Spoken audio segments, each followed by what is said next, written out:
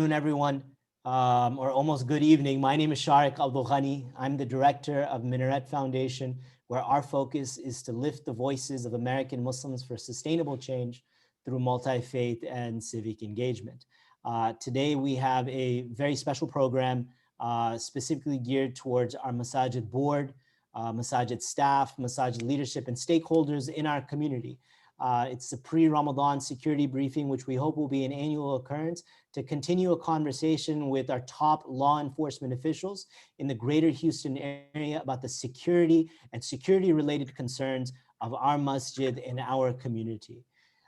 Joining us today, we have two very special guests with us. The first one is Assistant Special Agent in charge of the Federal Bureau of Investigations here in Houston, Deron Ogletree, who has 20 plus years of experience working with federal law enforcement agencies, as well as non-governmental agencies locally, nationally, and internationally. He has worked on issues related to foreign and domestic terrorism organizations, non-traditional collectors acting on the behalf of nation states, and working on mitigating risk to multiple operational environments around the country. We're also joined by newly appointed Chief of the Houston Police Department, Chief Troy Finner, who's been with HPD for 18 years or 12 years, 31 years. 31 years. who's been with the police department for 31 years, serving our city. And prior to being appointed Chief of Police, he was the Assistant Chief of Police to former Chief Art Acevedo. We're also joined by one of our board members, Farha Ahmed, who's a resident of Fort Bend County, a DOJ subject matter expert, an attorney by profession, but an advocate and an activist by passion, I would say, not just in Fort Bend County, but in the greater Houston area. To begin today's briefing, I just want to mention a couple of stats and what prompted the notion of having this briefing and why we thought it was really important to bring this briefing together. President Biden was given a briefing that was declassified by the Office of the Director of National Intelligence on the 1st of March of this year. And part of the briefing says that the Intelligence Council assesses that racially or ethnically motivated violent extremists and militia violent extremists present the most lethal domestic violent extremist threats, with RMVEs, racially or ethnically motivated violent extremists, most likely to conduct mass casualty attacks against civilians, and also typically targeting law enforcement or government personnel and facilities. But what's most harrowing about this is the sentence that comes afterwards.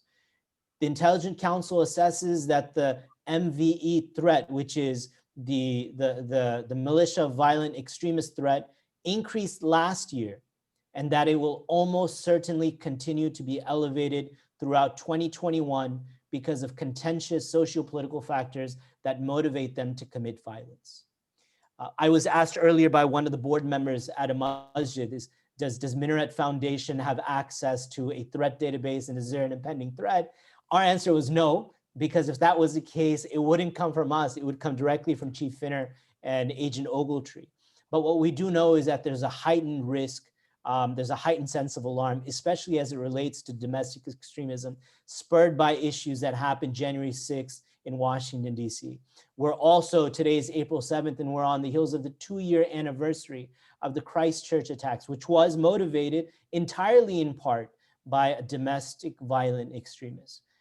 Part of being a responsible community, a mature community, and part of the reason all of you are here today from various masajid, over 70 masajid, well over 100 attendees, is because of the concern that we have and the need to be proactive in making sure that our communities and our masajid are protected from any threats. And that conversation and that determination can only happen with conversations with the FBI and our local police department, the Houston Police Department, to better understand what they're doing to ensure the protection of our community, our facilities of worship, but not just in the Muslim community, also in the Jewish community, the Black community, the Hispanic community, and others, because we're not the sole target of domestic violent extremists. As you know, it's anyone who is other than them is fair game. So with that, I'd like to give it to our friend, Assistant Special Agent in Charge, Ogletree, to start us off. Good evening, everybody. I want to first of all thank you all for having me here today. We certainly appreciate the partnership and the relationship we have with our community. And I especially want to be being on here with my friend, Chief Fenner. And we especially appreciate our partnership with the Houston Police Department as a major partner, part of our Joint Terrorism Task Force here in Houston. First, I want to cover some background. By way of background, the FBI prioritizes threats based on analysis of available intelligence and threat impact. We then allocate resources based on that prioritization. For the past several years, this analysis has highlighted the evolving and persistent threat posed from domestic violent extremists. The FBI has adjusted its resources to be commensurate with the threat. For example, 2019 was the deadliest year for attacks from domestic violent extremists since the Oklahoma City bombing. For context, if you look at the 5 years prior to 2020, racially motivated violent extremists were responsible for the vast majority of the lethal attacks in the United States.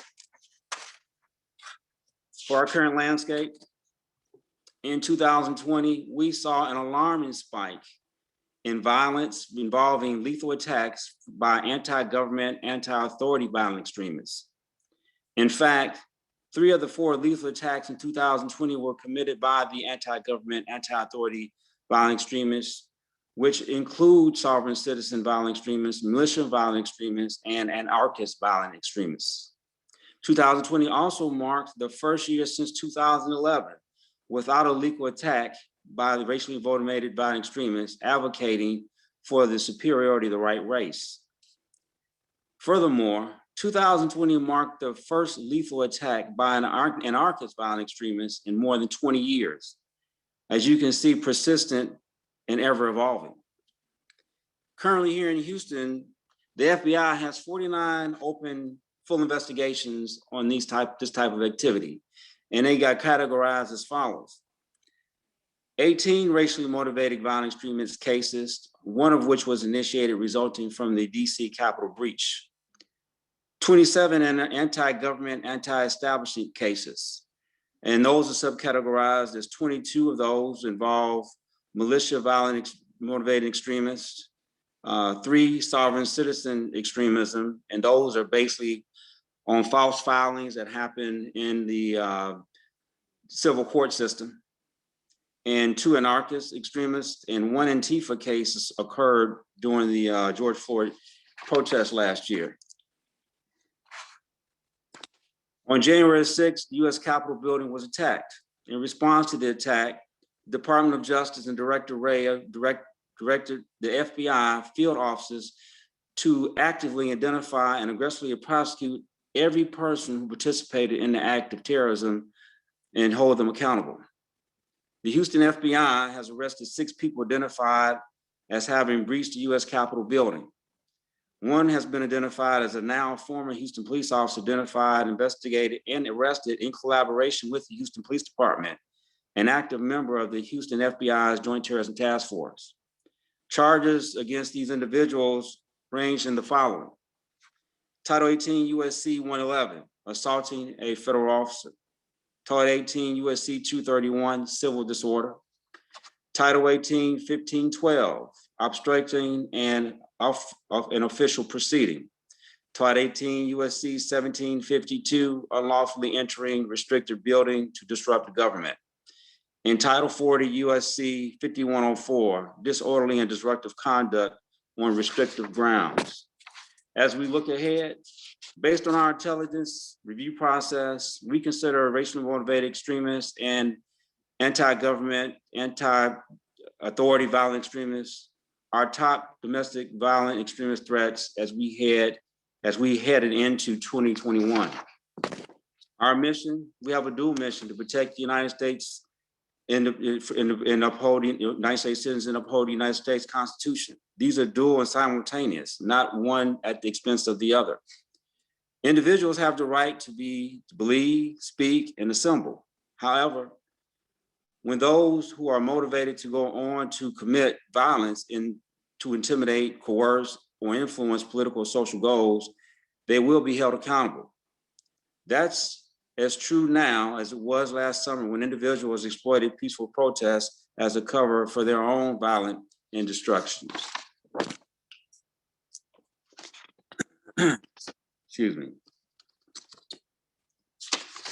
Our partnerships are within the communities we serve are crucial in the fight against terrorism. In addition to our traditional law enforcement partners, we continue to expand our partnerships throughout our communities, in academia, and the private sector. Today, nearly half of our cases are predicated on tips from the public or referrals from other law enforcement agencies. And I'll go on to say that everyone we've identified within the cases around the country regarding the January 6th event were either identified by former associates, friends, family, or classmates, even from high school. The FBI cannot do this alone. This is why we need your help and partnership. In almost all of our terrorism cases, there's always someone who saw something, heard something, or felt something wasn't quite right, but they didn't say anything for whatever reason. We need to tell people that need to report that.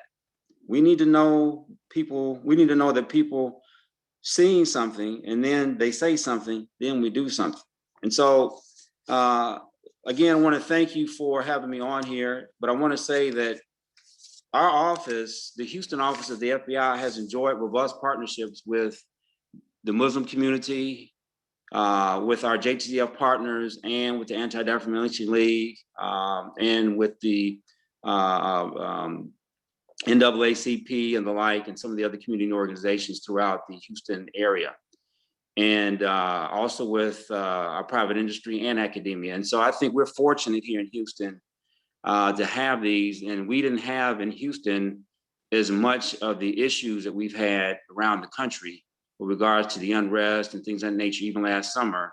And I want to credit the Houston Police Department and Harris County for being the leaders in making sure that their community outreach was active and robust, and us engaging with them as we address these type of issues. And so I always believe that getting out, doing these things, getting to know people before there's an emergency, establishing those partnerships is always helpful when we have to address a situation, a crisis situation. Managing a crisis while you're getting to know people for the first time is not a good thing. And that kind of ends what I have to say in case there's any questions. Thank you, sir. I wanted to jump in, actually, if that's okay, Sharik. Yeah, absolutely. I know that, when we talk about crime, prevention is always the key. And then you mentioned something about tips being a very essential part of crime prevention, and then also communicating to the mosques about any kind of active or real life threats to this. I don't know at what level it rises up that you'll actually contact members of the Muslim community or the mosque community to let them know that something is happening. But I think for the mosque leaders, they also want to know what are the types and examples of tips or threats that they should take seriously and immediately call the FBI, other than the complete obvious that's always there.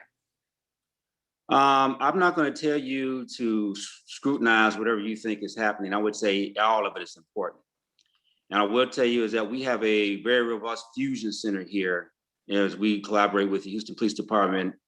And anything that's called into us or to them is assessed by the federal by law enforcement authorities. We have an intel analyst that sits in with the fusion center. And so we have seamless information transfer with regards to those nations. And so anything that comes into the fusion center can easily be distributed to us. We can easily disseminate information to them if it comes into us. And if it comes into our emergency hotline system that you would call to the FBI, that information is disseminated to us and to them through the fusion center. So I would tell you, don't try to discern whether you think it's good or bad. Let us do that. It's a good point. That's a good point. And just to clarify Agent Ogletree was talking about fusion centers. There's over 70 fusion centers spread across the United States, and they're essentially official collaborations between federal and local law enforcement agencies to make sure that there's active communication, there's sharing of threat assessments, sharing of resources, and they can work together.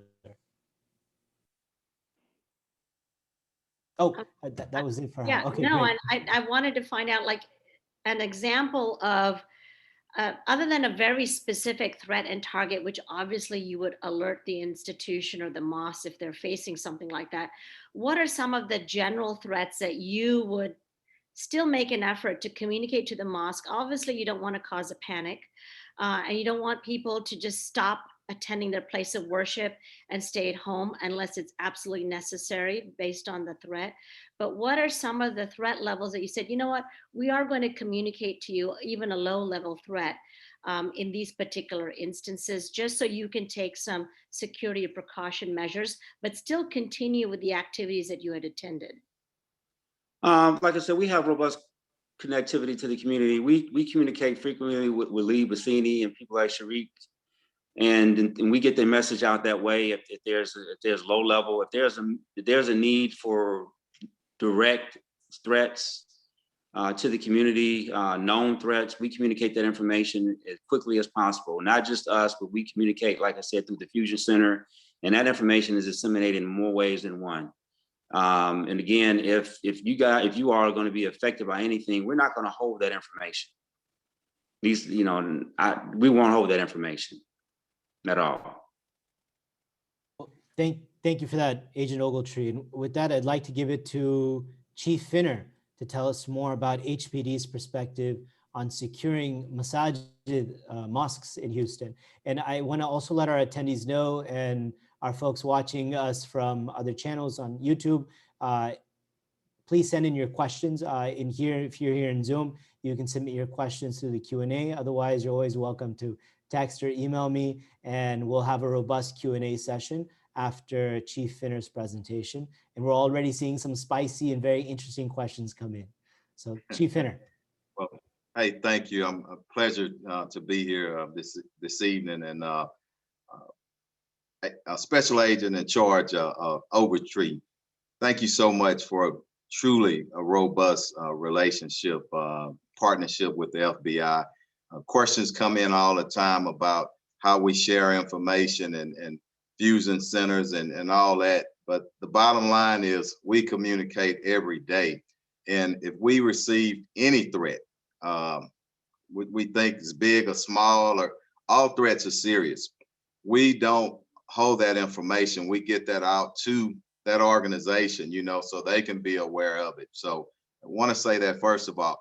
Also, you should know, and everybody out there, all of our places of worship, we have addresses and phone numbers in our command center, especially the mosque. So a lot of people probably don't know that. We already have that. And so in preparation for Ramadan, we always increase the patrols in and around the mosque, and we'll continue to do that. But I want to back up.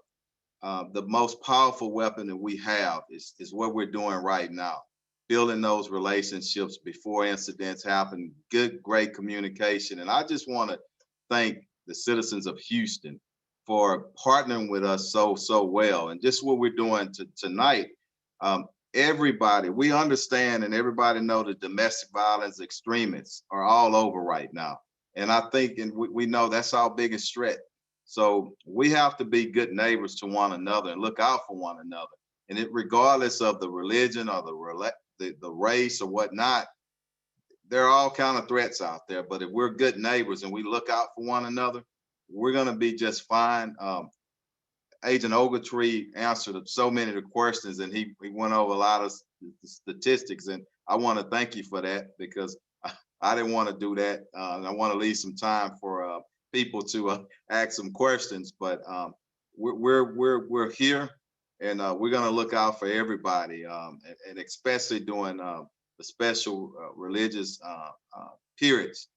So we're going to be standing up strong and looking out for you. But if you see something suspicious, say something. And like Agent said, every time there's a terrorist event, We go back and we brief it and we look at it. There's always somebody that saw something or heard something from some person, and they said, wow, I just didn't think it was serious. I didn't think it was enough for me to report. So the biggest message is, you know, we need to remain vigilant for one another. And when you see something or you hear somebody say something that's suspicious, that may be a threat to a group of people or an individual, report that to us. And we don't take them lightly. All right. Thank you, Chief Hinner. Agent Ogletree, did you want to follow up, or should we get to the Q&A?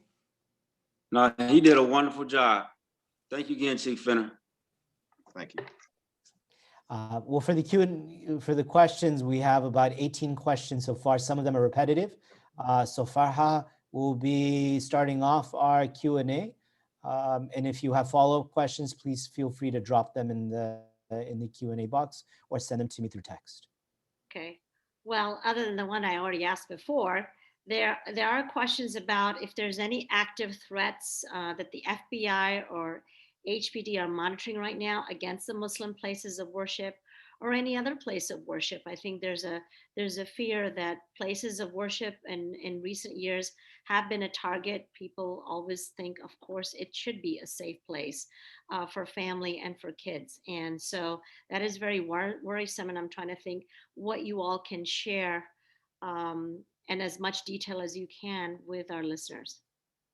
Well, we don't have any specific threats right now of any place of worship, but again, I want to let you know, if we do and when we do, we are going to send officers out to that place of worship.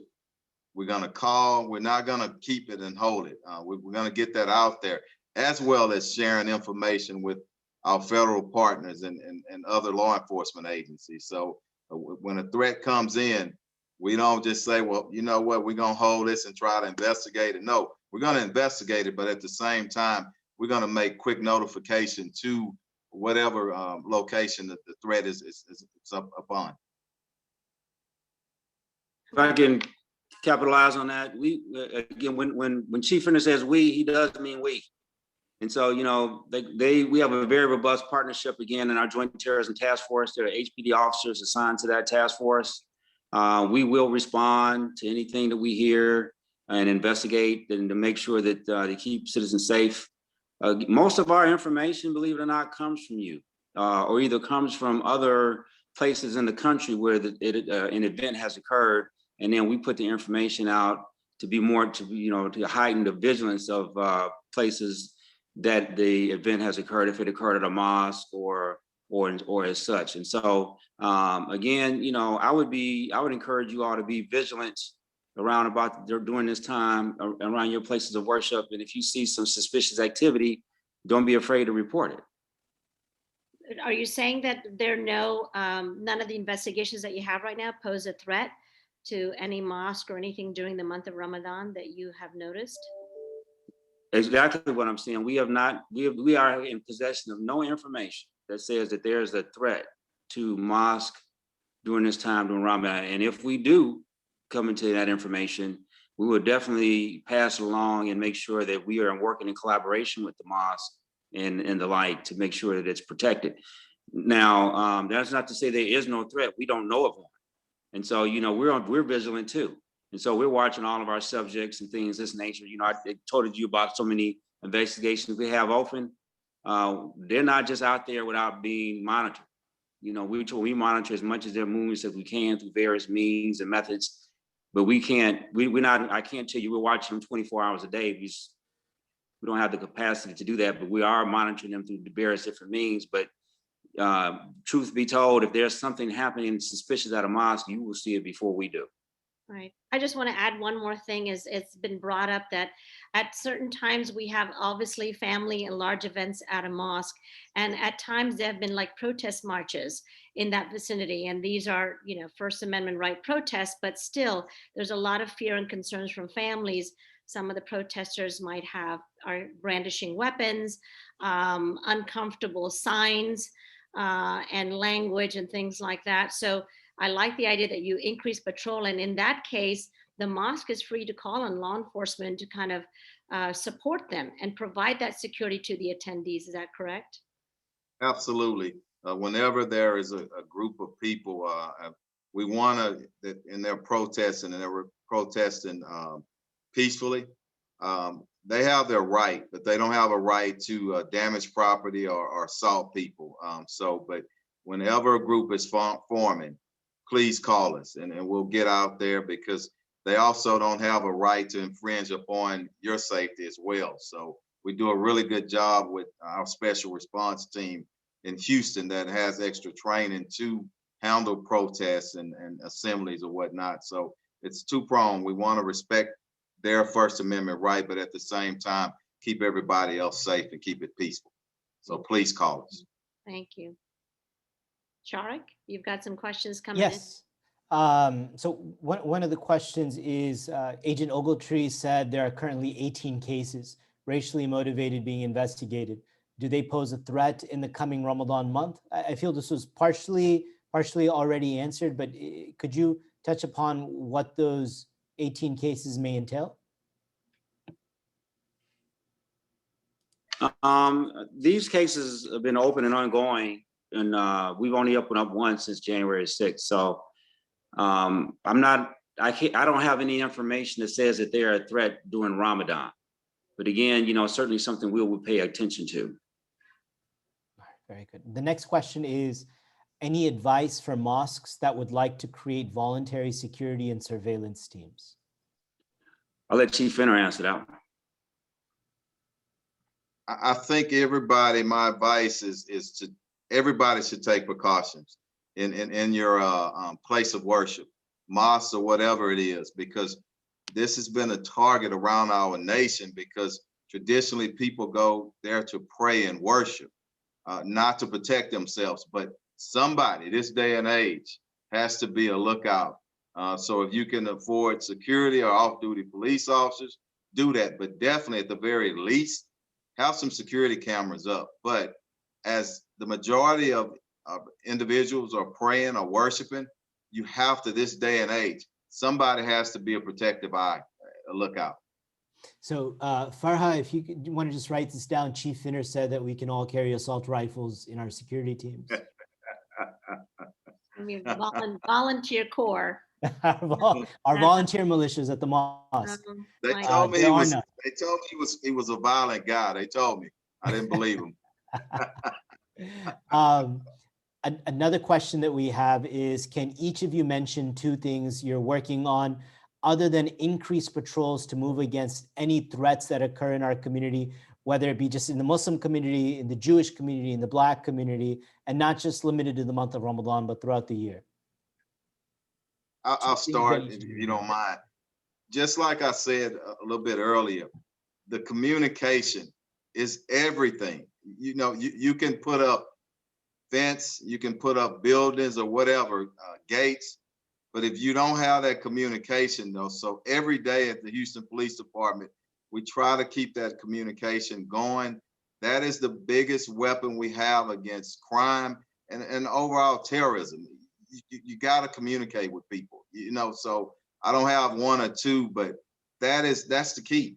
You have to get good information flow and give people enough trust in you, and that they will have enough trust in you, I meant to say, to report things. So that's the biggest tool that we have, is just a closer relationship and respect for one another. If you see something, you say something and report it.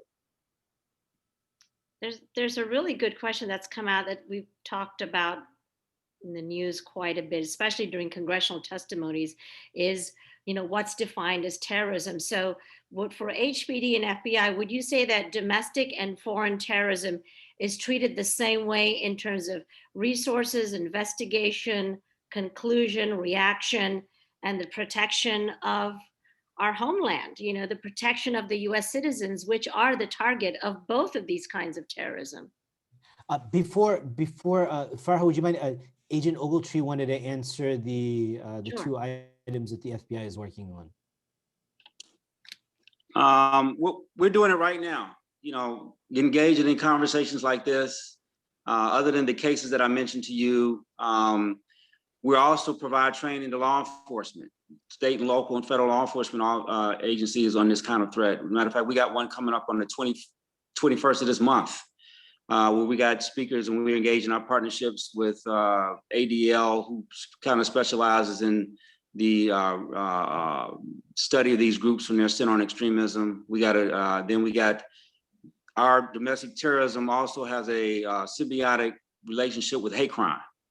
And so we have somebody from the Houston's Coalition of Hate coming to give training during that same seminar. And then we have a gentleman who wrote a book called The Wilmington Lie, the 1893 murderous coup of Wilmington, North Carolina, where, you know, he'll give a presentation and summary of a piece he wrote and a book he wrote that talks about how this happened back in 1898, which resembled sort of like January 6th and the rise of white supremacy from a historical perspective. And so we try to provide that kind of holistic training to our state, federal, and local law enforcement agencies, as well as university police departments and the like. And when we can, we open that up to even more people. And sad to say that the platform we're using only supported 300 people. And so we could not open this up to houses of worship as we originally thought we might do. But when the opportunity presents itself, we will open it up, because we didn't want to limit we didn't want to decide who could and who could not participate.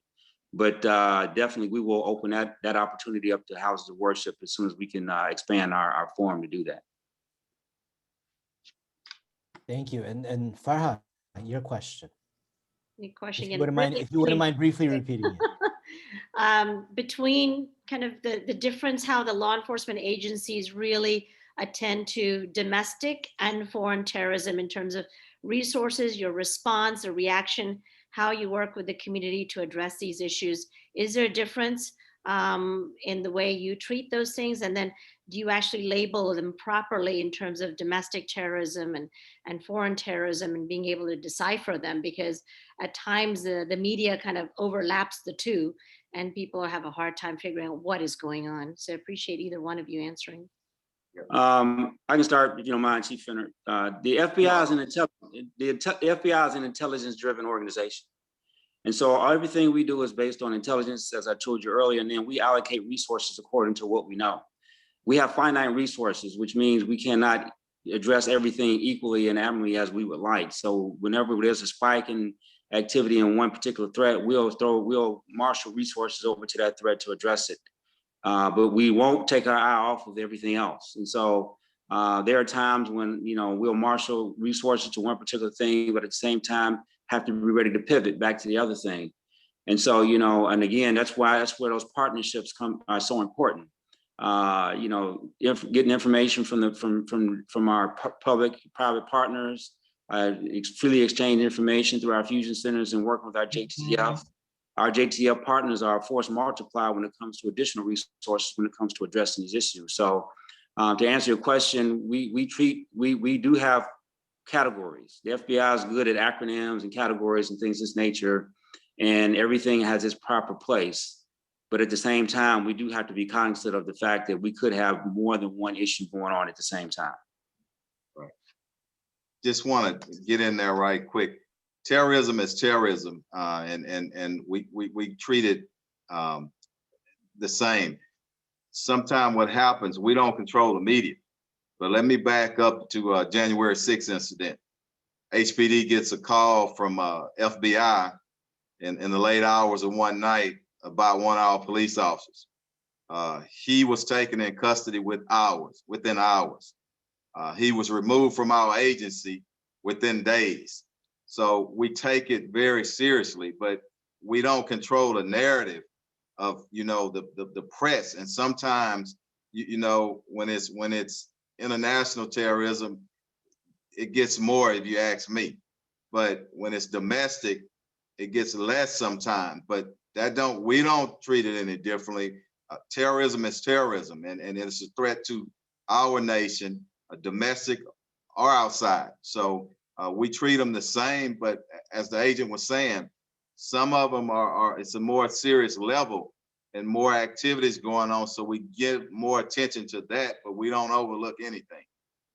And I hope that answers. It does. I'm sorry. Oh, Go ahead. I just want to add one more thing as an alibi to that. The major difference between international and domestic terrorism is the law. There are federal laws that you charge someone with international terrorism, or what we call material support to terrorism. There's no federal law that says you charge somebody with domestic terrorism. And that's where I think our legislators are working right now to kind of make that happen. And so that's why there's such confusion in the media as what exactly is a terrorism event or domestic terrorism, because you cannot charge somebody with a federal act of domestic terrorism. That makes it clear. Thank you. We have a question from my brother Femi from Majul Mu'mineen. He says, are there historical trends or patterns of when attacks happen around religious centers historically in the United States? So are there any historical trends that we can reflect on when religious centers are attacked throughout the year? We do collect those kind of statistics, and they do trend analysis, but I'm not aware of anything that that has been done at this point that would say that we're going to have an attack right now.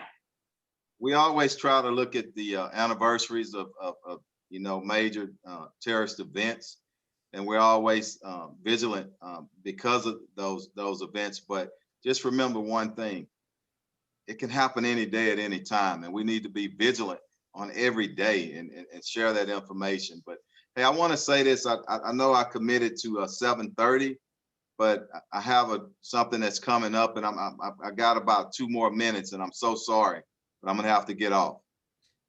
No, we really appreciate your time. We know this is the week that you were sworn in as chief of HPD. So this is one of the first things that you've done, one of the first engagements that you've had with the city of Houston. I was with the Muslim community, and we really appreciate your time. We'll have a couple more questions, but we'll pose them to Agent Ogletree. Thank you so much, Chief Finner, for your time. If you want to provide some parting thoughts. No, hey, thank you. Love the community. We just need to continue to work together, trust one another, and watch each one another's back, just to make our city the safest as possible. So let's stay in contact. And I'm so sorry I have to get off early, but looking forward to additional meetings. Hey, Chief Finner, I need lunch because you're leaving the dance early, okay? I got you. I owe you. All right. Thank you. I'll take care. Thank you for your time. Chief. Agent Ogletree, we have just a couple more questions before we wrap up. So you spoke to what qualifies as a domestic extremist, but the second part of that question was, how can we protect ourselves instead of always relying on law enforcement? I think we said it earlier, but I'll reiterate and reemphasize, vigilance. I think Chief Finner spoke about, making sure that, you guys have good relationships with the local area, maybe engage off-duty law enforcement or off-duty law enforcement security details and things of this nature. Make sure you have good cameras and things of this nature. I can't go as far as creating a militia force and Minutemen, but I think having that being good our vigilance is your first line of defense. Excellent. And the last question that we have is, the refugee community feels scared due to being unfamiliar with the law enforcement agencies. Is there anything that the FBI or the HPD, but Chief Finner's not here to answer that, but is there anything that the FBI is doing to build the trust of the refugee community, especially because there's a language barrier at times? We're doing our best to do an outreach. And, like I said, we do an outreach with you guys, we lead, with seeing things of this nature, but we know we're not getting everybody. And at this point, I'm asking for your help. And if that is indeed an issue and a gap in what we're doing, we are certainly, glad and happy to speak to whoever we're missing, to answer any questions they may have and engage them on an ongoing basis if there's indeed a gap of people that we're not addressing because we simply don't know who or where they are. Right. And it's not just the refugee community, but also the larger immigrant community. And if they've been targets of extortion and things like that with gangs and issues. Is that something that you've seen a trend in the refugee or the immigrant community in the Houston area that you're concerned about? I'm not saying I see a trend, but I am concerned. I'm concerned because most of our immigrant community come from countries where they just inherently do not trust law enforcement. And so because of that, they come here and they look at us the same way they looked at the law enforcement where they came from. They think we're going to take them and throw them in jails and camps, you know, and do things to them. That just doesn't happen in this country. And so they are sitting, once they're here, they're here. We treat them just like we treat everybody else. They're part of who we protect as American citizens and hope to hold the Constitution of the United States. They are inherently inherited those protections. And so I would say to you, help me get the message out. Help the government get the message out that we invite them to come and report anything that they are seeing to help us help them protect them. Thank you. Very good. Well, that wraps it for us. I really appreciate your time. Thank you so much for all of our attendees. Farha, would you like to provide some parting thoughts? No, I'm just amazed that we have the kind of law enforcement that we're looking for, engaged and community oriented. And I think as community leaders that are all listening, to take advantage of the services that are there, that don't wait for a time of crisis to connect with these law enforcement agencies, but during the time when it's quiet, that's the time to build that relationship. So we're there for each other at a time of crisis. So I appreciate you, sir, for being here. And of course, for the chief that was here too. So we're really glad to have you all on board and here with us today. Thank you for your time. Well, thank you. And on behalf Oh, no, go ahead.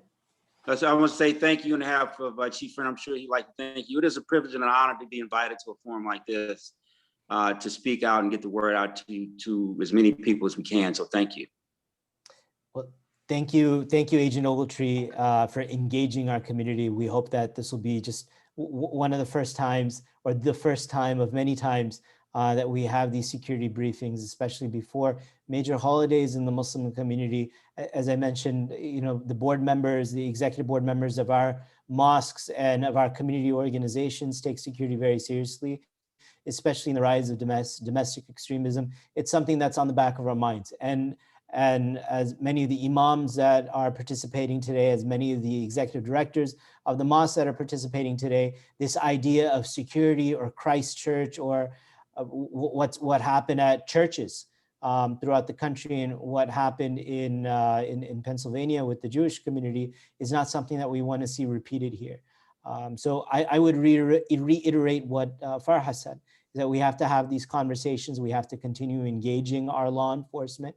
We may not agree on everything, but engagement and conversation is paramount in ensuring that the FBI and HPD and the constable's office and the sheriff's department understands the need of our community, and we can also understand their perspectives and where they're coming from, and have a push-pull type relationship, but have a collaborative relationship at the end of the day in the interest of all.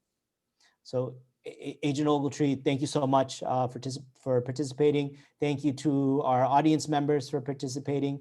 Inshallah, we'll have a recording that we'll share by tomorrow morning. And Jazakallahu khair. And if we don't get to talk again, Ramadan Mubarak, happy Ramadan, and we'll see you soon. Assalamu alaikum. Thank you, sir.